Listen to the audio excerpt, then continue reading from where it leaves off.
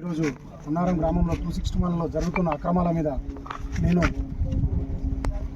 3/7/2025 నాడు municipal commissioner గారికి సుమారుగా 150 ఎకరాల మీద కంపౌండ్ వాల్ కడుతుంటే కమిషనర్ గారికి కంప్లైంట్ చేయడం జరిగింది.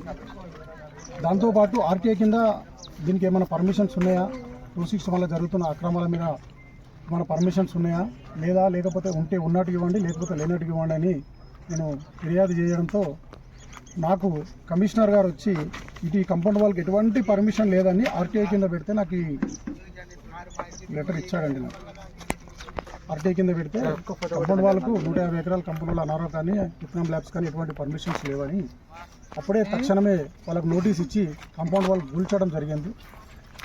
కంపౌండ్ వాళ్ళు కూల్చినాక నవంబర్లో కంపౌండ్ వాళ్ళు కూల్స్తే డిసెంబర్ వరకు కూడా ఇప్పటి వరకు కంపౌండ్ వాల్ పని ఆగడంతో జరిగింది. మళ్ళీ గత 3 రోజుల నుంచి 40-50 మందితో రౌడీలను పెట్టి కంపౌండ్ వాల్ కట్టడం జరుగుతుంది.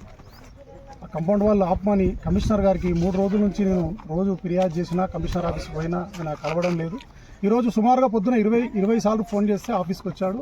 ఈరోజు ఉదయం పోయి మరి వాళ్ళకి ఎటువంటి అనుమతులు లేవు, మరి మీరే ఇచ్చారు, నాకు ఎటువంటి అనుమతులు లేవు, మరి వాళ్ళు కంపౌండ్ వాల్ కడుతున్నారు, మరి దాన్ని తక్షణమే ఆపండి అంటే నాకు ఎలక్షన్లో బిజీగా ఉన్నాను సార్, నేను ఆపలేకపోతున్నాను అంటే ఈరోజు పొద్దున గుమ్మడిదల మున్సిపల్ కమిషనర్ గారి దగ్గరికి పోయి ఖచ్చితంగా వర్క్ నడుస్తుంది, 50 గవర్నమెంట్ ల్యాండ్ అంతా పాడైపోతుంది, గవర్నమెంట్ శ్మశాన వాటిక ఉంది, అందులో కేసీఆర్ కాలనీ 261 సర్వే నెంబర్ రైతుల భూములు ఉన్నాయి, దాన్ని ఇమ్మీడియట్లీ ఆపండి అంటే కమిషనర్ గారు మీరు ఏం చేస్తారో చేసుకోకండి, నేను ఆపలేను దాన్ని అని నాతో ఈరోజు వాదన పెట్టుకున్నాడు అతను.